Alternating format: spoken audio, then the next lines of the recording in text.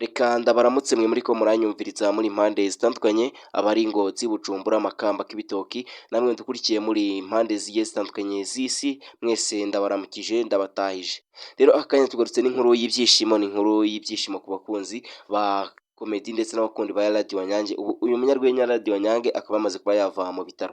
Yaramaze igihe kingana n'ivyumweru bibiri arwariye hariya mu bitaro vya Kira Hospital, dore ko yagiye abikwa n'ibinyamakuru bigiye bitandukanye bivuga ko uno munyarwenya ashobora kuba yitavye Imana, ariko Imana ikaba yaje kuba yakinga akaboko. Ubu ndagira ngo nkubwire ko umunyarwenya Radio Nyange yavuye mu bitaro ndetse ameze neza, ko nta kibazo afite. Abari bari kugenda hwihwisa bavuga ko Radio Nyange yitavye Imana ko atari byo, dore ko ibinyamakuru bigiye bitandukanye yaba kuri Facebook rero bagiye bapostinga bavuga ko Radio Nyange yitavye Imana. Byari biturutse ku mafoto ndetse n'amavideo yari ari kugenda agaragaza Radio Nyange arwaye ari muri urgence. Rero bamwe bagenda bakuraho ibihuha bavuga ko Radio Nyange nawe ashobora kuba yitavye Imana, agiye gukurikira umunyarwenya Bakame Comedy. Gusa ntago ariko byagenze, Imana yagiye ikinga akaboko. Ubu ngubu ndagira ngo nkubwire ko umunyarwenya Radio Nyange ameze neza, ko nta kibazo afite. Ubu ngubu yamaze no kuba yava mu bitaro, ko atakiri kwa muganga, ari we mu rugo ariho yagiye kuba arwariye, dore ko ntago aroroherwa neza, ariko nta kibazo afite, ameze neza. Ubu ngubu rero akaba amaze kuba yajya iwe mu rugo, akaba ariho agiye kuba yasunikira iminsi. Rero Radio Nyange anyuze ku rubuga rwe rwa Facebook yashimiye abamubaye hafi, ndetse ashimira buri umwe wese wamwifurije kuba yakira, buri umwe wese wamusabiye ku Mana, ashimira buri umwe wese wagiye ku mavi agasengera Radio Nyange arebe ko yakira.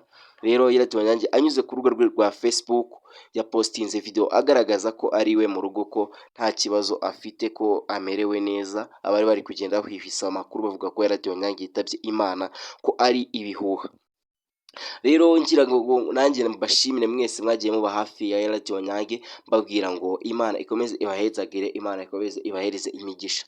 Rero hari benshi bavugaga ko Radio Nyange ashobora kuba yitavye Imana, ariko ntago ari byo. Ubu Radio Nyange ni muzima, ni berege ari we mu rugo.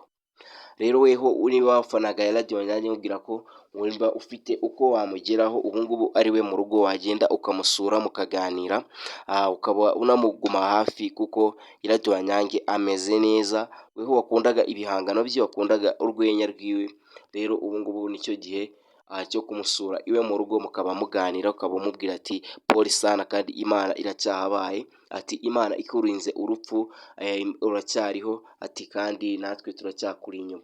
Rero niba uri umukunzi wa Radio Nyange, nkubwira ngo Imana ikomeze nawe iguhezagire aho uri hose, ukomeze uhahe uronke, Imana ikomeze igutera iteka, dore ko umunyarwenya nawe Radio Nyange Imana imurinze urupfu, Imana imukuye kure. Niyo mpamvu rero mbabwira ko Imana burya irashoboye, Imana buri kintu cyose kirakunda. Rero niba koko ino nkuru ya Radio Nyange cyangwa se ibyagiye biba kuri ya Radio Nyange waragiye ubyumva, reka ngusabe ugiye muri commentaire wandikemo ko Imana ishoboye. Niba koko ubyumva, ubwire Radio Nyange ati rwara ubukira, Imana iracyakuri hafi. Ugende unkandire ku ijambo sabone, numara kunkandira ku ijambo sabone, ubundi tugende tubana. Ujye muri commentaire, utere commentaire, unyereke ko twari kumwe. Rero njye mwari kumwe, amazina ni Ndigi, umwana ubakunda cyane, umwana ukunda urwenya rwa Radio Nyange, nkaba mbugiye